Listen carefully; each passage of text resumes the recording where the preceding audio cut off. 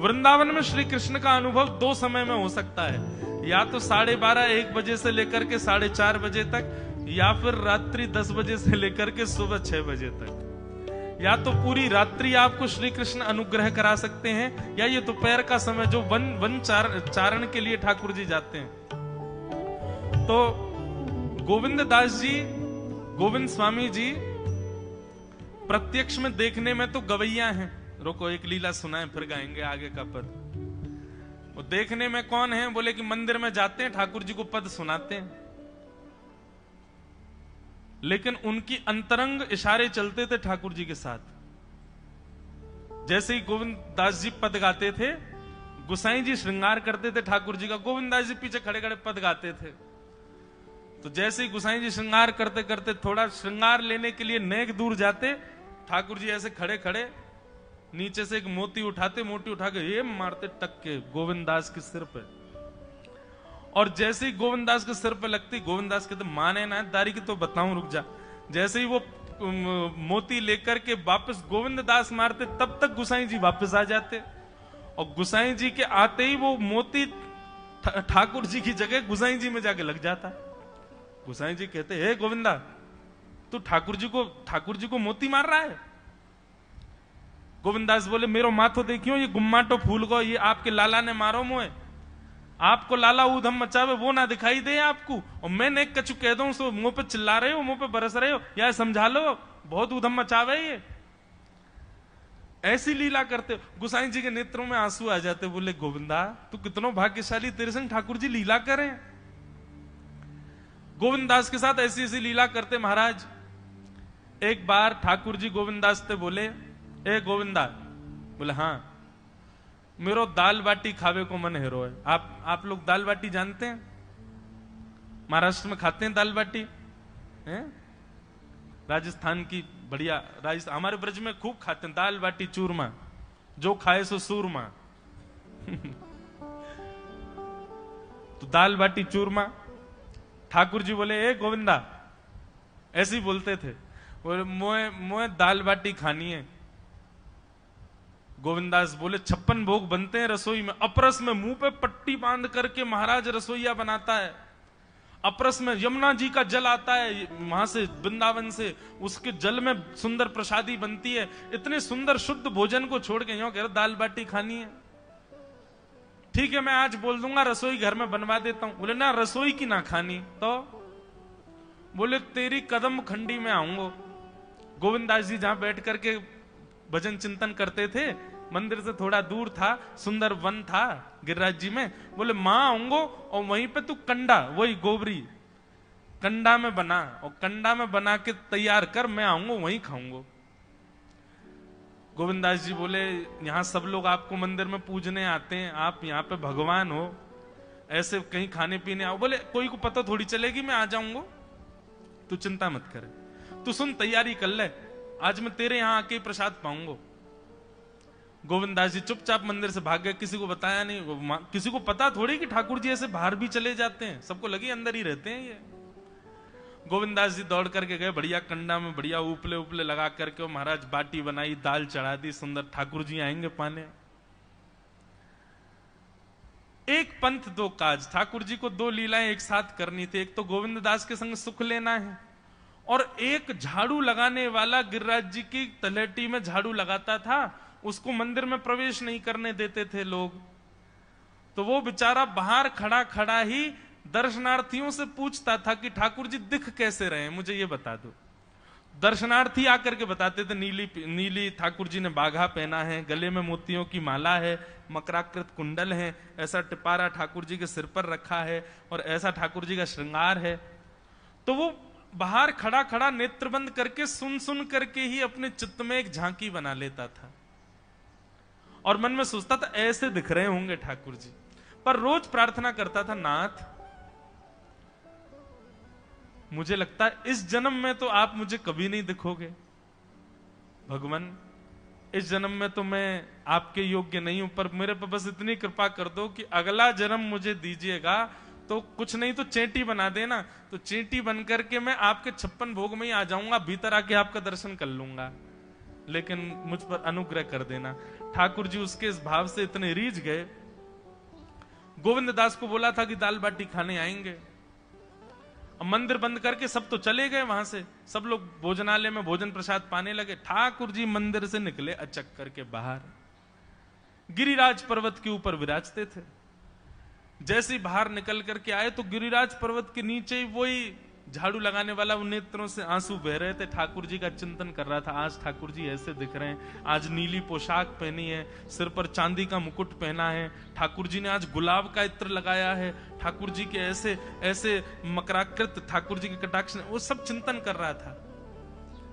ठाकुर जी नीचे उतर करके जाने लगे, इतने में ही ठाकुर जी ने लीला करी और जोर जोर से ठाकुर जी चिल्लाने लगे, अरे जल्दी ते आइयो, देखियो मेरे पाम में कांटो लग गयो, अरे जल्दी ते कोई आओ या कांटे को निकारो, मुझको तो बहुत दर्द है रो है, अरे भैया जल्दी आओ जल्दी आओ। अब ये स्वर जैसे ही सुना उस झाड़ू लगाने वाले ने, उसके नेत्र खुल गए। उसने देखा, बोले कि ये स्वर कहां से आ रहा है। उसने जैसे ही नेत्र उठा करके ऊपर देखा तो नीला बाघा पहना है, मोतियों की माला पहनी है, मकराकृत कुंडल पहना है, चांदी का मुकुट चमक रहा है मस्तिष्क पर, ठाकुर जी के केश घुंघराले लहरा रहे हैं और ठाकुर जी अपना एक पाम हाथ में पकड़ करके और एक पैर पर लंगड़ी जैसे खेलते हैं ऐसे ठाकुर जी कूद रहे हैं यहां से वहां। नीचे से झाड़ू लगाने वाले लिखे, अरे ऐसा पुरुष तो मैंने जीवन में कभी नहीं देखा, ये कैसा पुरुष है। नीचे से ही ठाकुर जी को देखने लगा। अब स्वरूप उसको पता था तो उसने कही ये जरूर ठाकुर जी होंगे, वहीं से प्रणाम करें। ठाकुर जी बोले प्रणाम कर रहा हूं, दारी के जल्दी ऊपर आ, कांटो लगो मेरे पाम में या को निकार। बोलने लगा, बोले मैं ऊपर नहीं आ सकता, गुसाई जी मारेंगे, सब लोग डांटेंगे मुझे। अरे नहीं गुसाई जी ऐसा कछु ना कहें, ये सब तो बाहर के लोगों ने नियम बना दिए, मैं तो सबसे मिलूं, तू आजा जल्दी ऊपर। जैसे ही ऊपर गया, ज्यों-ज्यों ठाकुर जी के समीप जाए त्यों-त्यों उसके नेत्र सजल होते जाएं।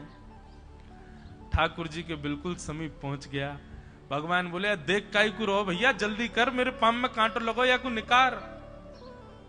जिन चरण कमलों के स्पर्श के लिए सदा लक्ष्मी लालायित रहती है, ठाकुर जी ने उसकी गोद में अनायास अपने चरण रख दिए। बोले जल्दी कांटो निकार, कांटो लग गो मेरे पाम में। अब वो ठाकुर जी के सुंदर तलवों को अपने हाथ से ऐसे देख रहा है, ढूंढ रहा है कहां कांटा लगा है, कहीं उसको कांटा मिल गया। अब इतने कोमल चरण ठाकुर जी के, उसके नेत्रों से आंसू भी गिरते जा रहे हैं, भाव विह्वल होता जा रहा है। मेरे सौभाग्य की सराहना, ठाकुर जी के इतने समीप। कांटा निकालने के लिए बार बार अपने अंगूठे से खींचे लेकिन कांटा नहीं निकले। ठाकुर जी बोले, अरे जे हाथ ते ना निकलेगो। उसने पूछा कैसे निकलेगा। बोले, अरे मेरो पाम पकड़ के अपने मुंह के पास ले जा और दांतन से निकाल, तब निकलेगा ये। आहा, कितनी कृपा की ठाकुर। कृपा की न होती जो आदत तुम्हारी, तो सूनी ही रहती अदालत तुम्हारी। जो दीनों के दिल में जगह तुम न पाते, तो किस दिल में होती हिफाजत तुम्हारी। कृपा की न होती जो आदत तुम्हारी, तो सूनी ही रहती अदालत तुम्हारी।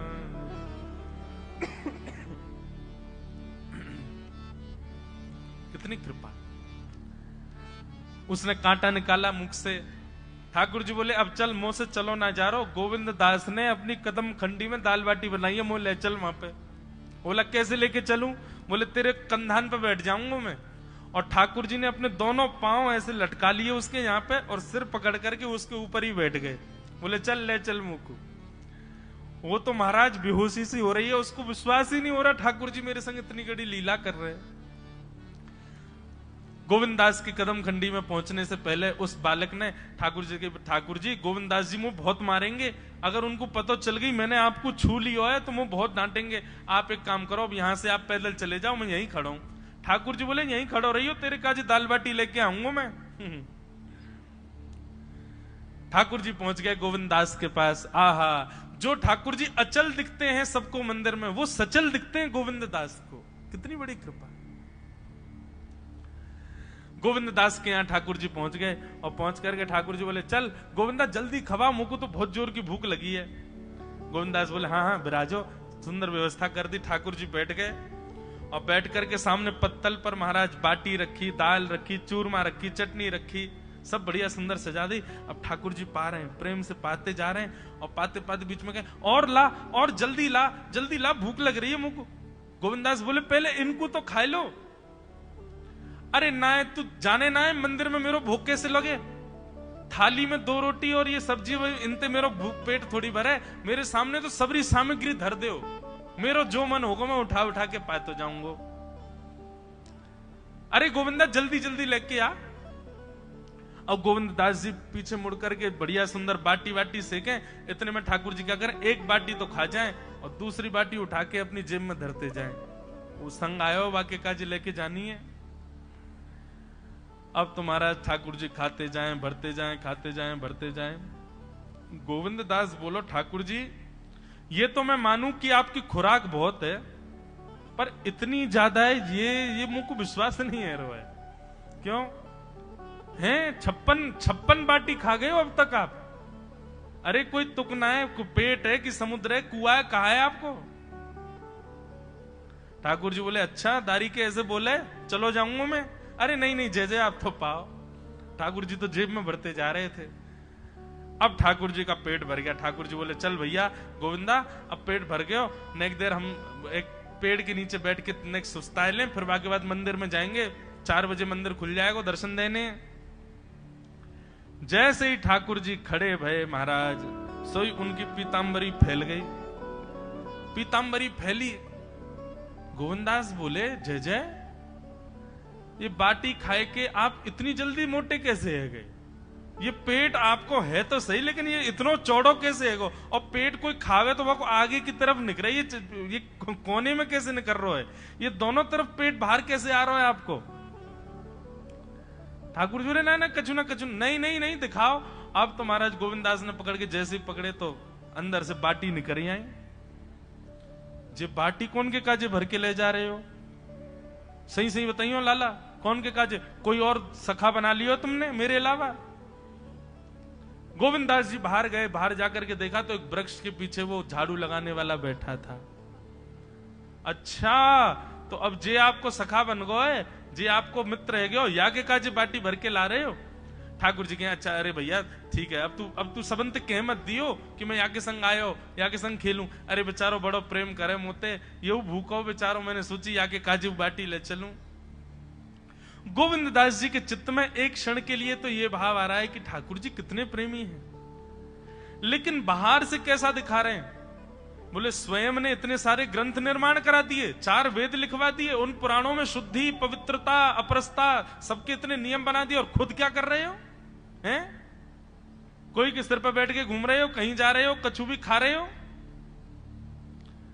ठाकुर जी बोले, अब ये सब नियम तो मानवन के लिए है ना, हम तो जय जय हैं, हम थोड़ी करेंगे इन नियमन को। बोले, चुपचाप चलो और आचमन करो, शुद्धि करो, तब जाइयो मंदिर में। वहीं गोविंद कुंड के पास में गोविंदास जी ने जबरदस्ती ठाकुर जी बैठा दिए। बोले, हाथ में जल लो।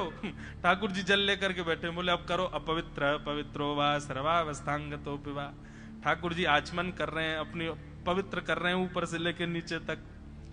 इतने में ही गोविंद दास बोलते बोलते बोलते बोलते पीछे के गए और ठाकुर जी की पीठ पे जाकर के एक धक्का दियो महाराज, पूरे ठाकुर जी डुबा दिए कुंड में। ठाकुर जी पूरे ऊपर से नीचे तक भीज गए। ठाकुर जी बोले, दारी के तेरी शिकायत करूंगो, गुसाई जी ते कहूंगो तू ऐसे करे मेरे संग। गोविंदास बोले, मैं बता दूंगा तुम कौन कौन के कंधान पे चढ़ के घूमो। हम मंदिर के लिए इतना नियम बना रखो है, नहा के आओ, धो के आओ, हाथ पांव खासा करके आओ, और कुछ अपवित्र वस्तु मत छीलेना, अपरस में रहना, गीला वस्त्र तन पे होना चाहिए। आपकी सेवा के लिए इतने नियम, और खुद क्या कर रहे हो?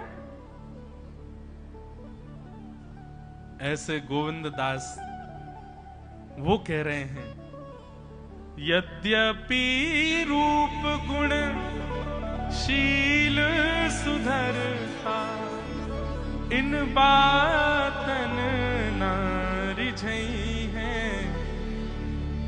प्रीतम